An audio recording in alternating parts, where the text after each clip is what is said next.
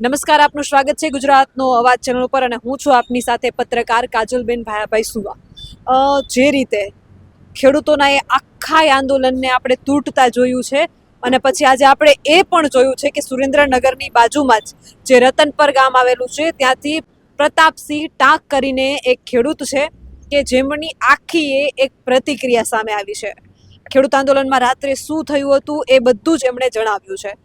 સુરેન્દ્રનગરથી નજીક જ જે ગામ છે રતનપરની નજીક જ કોંઢ, આપણે બધાએ જોયું કે વીજલાઈનનો આ મુદ્દો જ્યાંથી ઉઠ્યો હતો એ કોંઢ ગામ, કે ત્યાં હજુ એ ન્યાય મળ્યો નથી. ના તો ખેડૂતોને યોગ્ય વળતરનો કોઈ નિર્ણય આવ્યો છે, એમ છતાંય હજી ખેડૂતોના ખેતરોમાં કામ ચાલુ છે. જેતપરમાં ખેડૂતો આંદોલન ઉપર બેઠા છે. આંદોલન પાર્ટ 2 જોવા મળી રહ્યો છે, પરંતુ કોંઢમાં પાર્ટ 2 જોવા નથી મળ્યો. એ કૃષિ મંત્રીને મળવા ગયા ખેડૂતો અને ત્યાં પછી શું થયું હવે એ આપણે જાણવાનું છે.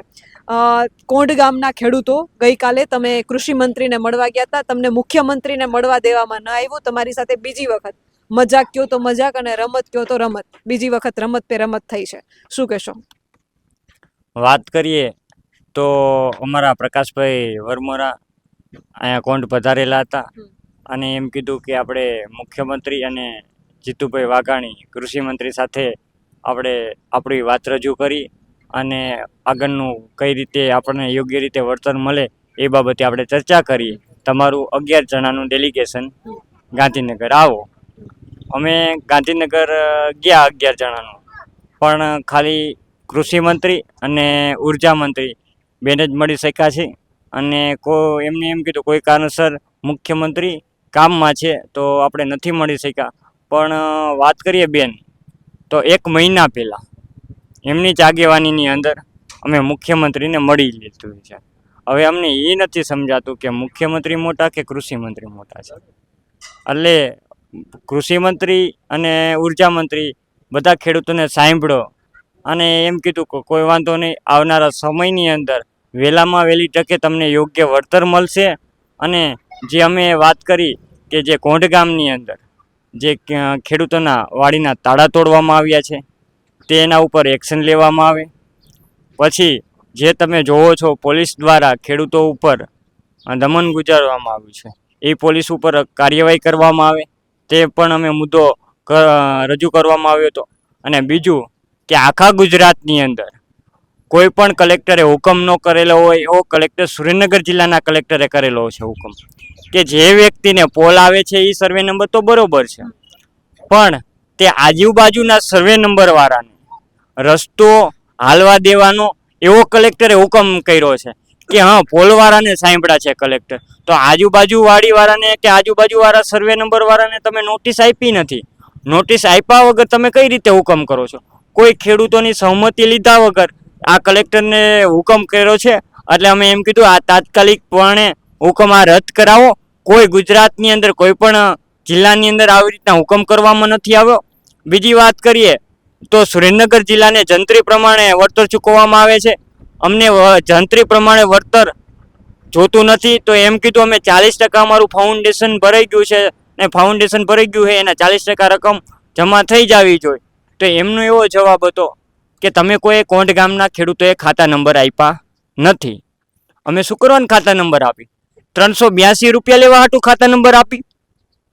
382 રૂપિયા અમે જીતુભાઈ વાઘાણી અને ઉર્જા મંત્રીની બેની હાજરીની અંદર અમે એમ કીધું 382 રૂપિયા દેવાના હોય ને કોંઢ ગામને તો અમારે જોતા નથી, એ સરકારની તિજોરીમાં જમા કરી દો.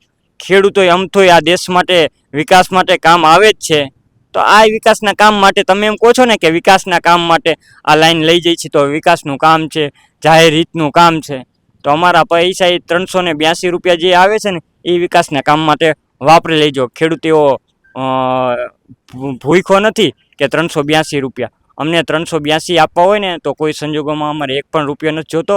અને અમે એમ કીધું કે અમને વાણિજ્ય હેતુ પ્રમાણે જે નવસારી જિલ્લાની અંદર એક જ જિલ્લો ગુજરાતની અંદર નવસારીની અંદર વાણિજ્ય હેતુ પ્રમાણે વાણિજ્યના 4 ગણા જે રકમ ચૂકવવામાં આવી છે તે રકમ અમને ચૂકવવામાં આવે.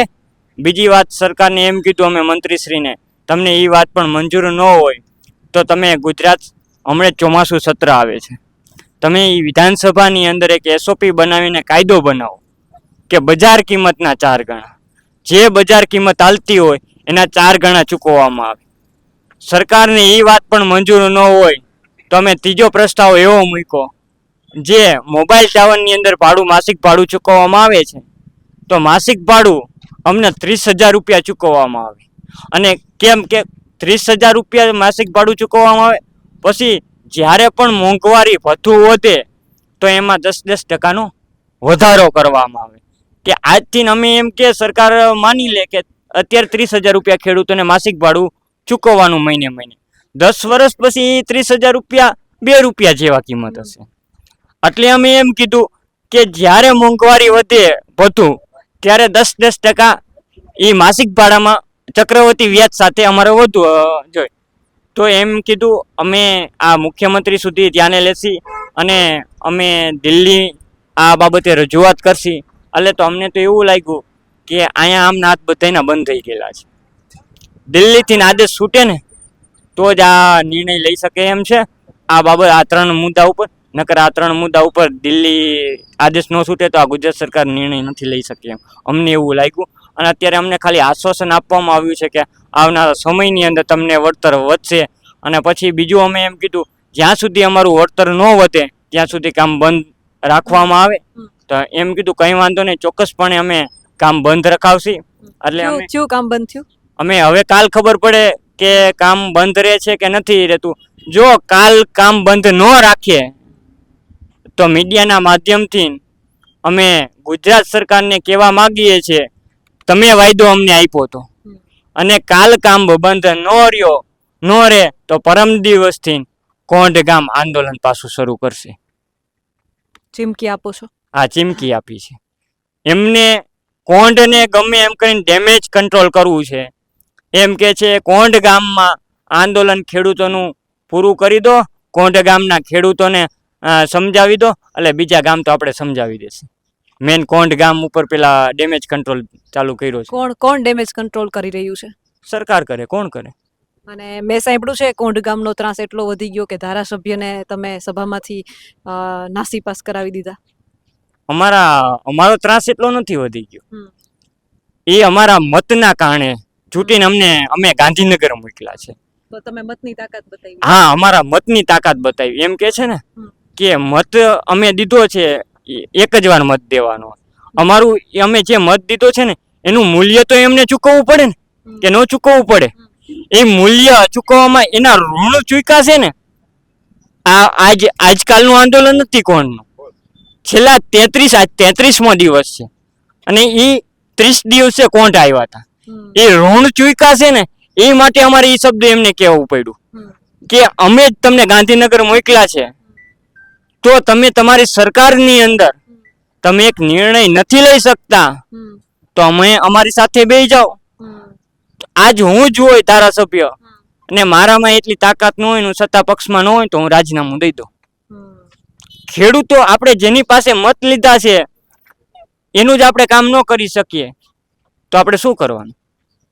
શું આખી ઘટના શું બની હતી? કેમ કે તમારા ધારાસભ્ય પ્રકાશ વરમોરા જે છે એ જેતપરમાં થોડા દિવસ પહેલા જોવા મળ્યા હતા, ત્યારે તમારા જ કોઈ ખેડૂતોનો મને ફોન હતો કે બેન અમારા ધારાસભ્ય જે છે એ લુપ્ત થઈ ગયા છે, તમને જોવા મળે તો તમે અમને જાણ કરજો. તો જેતપરમાં મેં કોશિશ કરી હતી કે તમારા ધારાસભ્ય આ મુદ્દે કોઈ પ્રતિક્રિયા આપે, પણ મીડિયાથી જાણે કે બચીને નીકળી ગયા હોય એ રીતે તમારા ધારાસભ્યએ, મેં જ્યારે એમને સવાલ કર્યો ત્યારે મને જવાબ નહોતો મળ્યો. જેતપરમાં એ આવ્યા હતા અને પછી થોડા દિવસ પહેલાં, આશરે 2-3 દિવસ પહેલાં કોંઢમાં તમારા ધારાસભ્ય પ્રકાશ વરમોરા આવ્યા હતા, તમારી સાથે ચર્ચાઓ થઈ અને મેં એ વિડીયો જોયો છે કે ત્યાંથી પ્રકાશભાઈ જતા રહ્યા. તો એવું શું બન્યું કે પ્રકાશભાઈને વચ્ચે સભામાંથી ઊભું થઈને જવું પડ્યું? પ્રકાશભાઈને એમની ફરજ શું છે ને એ આજે એમના મતદારોએ રજૂ કરી. એમને કાન ખોલીને કીધું, આંખું ખોલાવી, સમજી ગયા કે તમારી આ ફરજ છે અને તમે આ ફરજમાંથી ચૂક્યા છો. આવનારા સમયની અંદર તમે તમારી ફરજ ન ચૂકો એ બાબતે એમને ફરજનું ભાન કરાવ્યું. બીજું તમે રાજીનામું માંગ્યું હતું? હા, રાજીનામું માંગ્યું હતું. રાજીનામું કે અમારા જ મતથી છૂટે, પણ હું તો એમ કહું છું કે આખા વિધાનસભાની અંદર, લોકસભાની અંદર ને રાજ્યસભાની અંદર એક કાયદો બનવો છે. આપણા દેશમાં કેવું છે, સ્વતંત્ર તો છે જ તે આપણો દેશ, ખાલી કહેવાનો માત્ર કે લોકશાહી છે. લોકશાહી જેવું લાગતું નથી. એકવાર મત દઈને છૂટી જાય ને પછી કોઈ નેતા પ્રજાનું સાંભળતા નથી. એટલે મારી તો એવી વિનંતી છે કે રાજ્યસભા લોકસભાની અંદર એક કાયદો બનવો જોઈએ કે જે વ્યક્તિ ચૂંટાયા પછી કે એના વિરોધની અંદર આટલા ટકા મતદાન થાય ને તો એને ઓટોમેટિક એનું સભ્યપદ રદ થઈ જવું છે. આ કાયદો નથી ને એના કારણે એકવાર મત લઈને વહી જાય છે. ખબર છે 5 વર્ષ સુધી આપણે કોઈ પબ્લિક ગમે એમ કે ને આપણે સાંભળવાનું છે નહીં.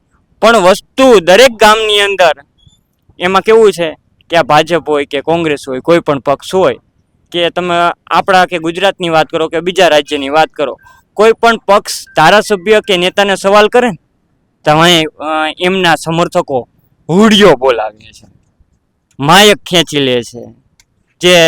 જે વ્યક્તિ પ્રશ્ન પૂછતા હોય ને એટલે આવું ઘણી જગ્યાએ અમે જોયું છે ને તમે જોયું છે. એ વસ્તુ કોંઢમાં ન બની. એટલે એમને એમ થયું કે ના, કોંઢ ઘણું જાગૃત છે અને હવે આપણે આમનું કામ કરવું જોશે. એટલે અમને ગાંધીનગર લઈ જવામાં આવ્યા કે હવે આપણી ફરજ ચૂકશી તો એની મતની તાકાત આપણને બતાવી દેશે. બીજું કે તમને કૃષિ મંત્રીને મળવા સ્વયંભૂ રીતે ગયા હતા કે તમારા ધારાસભ્ય તમને લઈ ગયા હતા? અમારા ધારાસભ્ય લઈ ગયા હતા.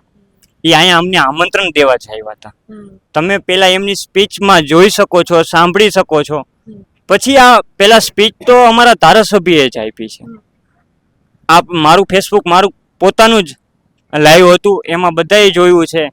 અને ધારાસભ્યએ કીધું છે કે તમારા કોંઢ ગામના 10 કે 11 ડેલિગેટ આવો અને આપણે વાત કરીએ અને વહેલામાં વહેલી તકે આ બાબતે નિવારણ લાવી અને કે પક્ષાપક્ષીમાં ન માનો. તો અમે એમ જ કહી છીએ કે અમારા મતના કારણે તમે ચૂંટાયેલા છો અને તમને જ ગાંધીનગર મોકલા છે. કે કોંઢ ગામે તમને 6000ની લીડ આપી. અમે પક્ષાપક્ષીમાં નહોતા માનતા. શું કરવા? તમે નથી અમારું કામ કર્યું ને ત્યારે આ પક્ષાપક્ષી આવે છે ને. તમે શું કરો ને એમને લાભ લેવા દો છો. તમે જ આવીને અમારો હાલ અત્યારે મુદ્દો સોલ્વ કરાવી જાઓ, વાણિજ્ય હેતુ પ્રમાણે અમને વળતર ચૂકવી જાઓ, તો અહીંયા કોઈ કોંઢ ગામમાં કોઈ વિરોધ નહીં કરે. પણ એ તો એમને કરવું નથી. તો પછી શું કરે? ખેડૂતો વિરોધ જ કરે ને. કે એમ કે છે કે વિકાસ માટે વીજળી જરૂરી છે. વિકાસ માટે વીજળી જરૂરી છે એટલો જ દેશ માટે ખેડૂતોય જરૂરી છે. અત્યારે કોંઢ ગામની અંદર છેલ્લા 1 મહિનાની અંદર 9 લાઈન બેન સર્વે થઈ. આ 1 લાઈન નહીં, આના પછીની 9 લાઈન સર્વે થઈ. એટલે કોંઢ ગામની એક પણ જમીન બાકી નહીં રહી જાય. પોલ આ રે ને આખું રે ને આપણે કે જારી જારી થઈ જશે, કરોડિયાને જારી જેવું થઈ જશે. સમજી ગયા? હવે પ્રશ્ન ન્યાય બન્યો કે હવે ખેડૂતો પાસે ટૂંકી જમીન રહી. ટૂંકી જમીન રહી એને 2 દીકરા હોય. સર્વે નંબરમાં હવે અરે ઓલા કે બાપને વાંધો પડશે. હવે ઓલો એમ કે છે, ઓલો ભાઈ એમ કે છે મારે હવે આ પોલવાળી મારે જમીન નથી જોતી. ઓલો દીકરો એમ કે છે મારે નથી જોતી. મૂળ તો આ સરકારનું તો શું, 2 ભાઈઓને અને ઘરમાં જ ડખો કરાવવાની વાત થઈ ને. તો એમ કે છે વિકાસ જરૂરી છે, વિકાસ જરૂરી છે. તો ફળદ્રુપ જમીન છે કોંઢ ગામની, પિયતવાળી જમીન છે. તો તમારે જાજો ખર્ચો ન લાગે એ માટે તમે હોરી લાઈન નાખી. કેમ? તમને શોર્ટકટ પડે ને ત્યાં. આ તમે રણકાંઠે લઈ જાઓ, અમારે લાઈન જ નથી જોતી. રણકાંઠે લઈ જાઓ, તમને મૂર્તો થોડોક તમારું વધારે બજેટ થશે, પણ એનાથી ખેડૂતોને તો ફાયદો થશે ને. આના સિવાયના ઘણા બધા કે કેન્સરના રોગ થાય છે. પછી તે સિવાયનો મેઇન પ્રશ્ન અમારો એ થશે કે જે આખા 9 લાઈન નીકળે છે ને, કે આ તમે આ જોવો છો આપણે એલટી લાઈન, કે જે અમારું વીજ કનેક્શન હોય છે, અમારા પિયત વિસ્તાર છે એને બોર હોય કે એની અંદર ટીસી ભરી જાય તો ટીસી ચડાવવું હશે ને. હાલની તારીખની અંદર જે અમારી એક આગળ લાઈન નીકળી છે કોંઢ ગામમાં, પીજીવીસીએલના જ અધિકારી એમ કે છે કે ત્યાં આમ ટીસી નથી ચડાવી શકતા. એટલું અર્થિંગ આવે છે. સમજી ગયા? એટલું એમ કેમ આપણે ઝાટકામાં શોટ આવે એટલો શોટ આવે છે. એ ટીસી નથી ચડાવી શકતા. તો આવી 9 લાઈન નીકળે છે. 9 લાઈન એકારે ચાલુ થાય તો પછી અમારે ટીસી ચડાવવું હોય તો કઈ રીતે અમે ચડાવી શકશે? ટીસી નહીં ચડાવી શકી તો અમારું જે આ પિયત છે તો એ તો થઈ છે નહીં. તો અમારી જમીન જ આખી નષ્ટ થઈ જશે. તો હવે અમારે શું કરવાનું? કે અમારું આખું ગામ ખેતી ઉપર જ નિર્ભર છે. અહીંયા કોઈ મોટો ઉદ્યોગ છે નહીં. તો હવે કોંઢને શું કરવાનું છે? કોંઢ રે ને આવનારા સમયની અંદર અમારી તો એવી જ માંગ છે ને અમે એ જ કીધું કાલે કૃષિ મંત્રીને કે જેમ બને ને એમ અમારા ગામમાંથી ઓછી લાઈન નીકળે અને જે રણકાંઠો વિસ્તાર છે ખબર છે ત્યાં ખારાશવાળી જમીન છે ત્યાં કંઈ થતું જ નથી રેતી જ છે તો તમે ત્યાંથી લઈ જાઓ ને એટલે જેથી કરીને આ બધી ફળદ્રુપ જમીન બચી જાય ને ખેડૂત બચી જાય.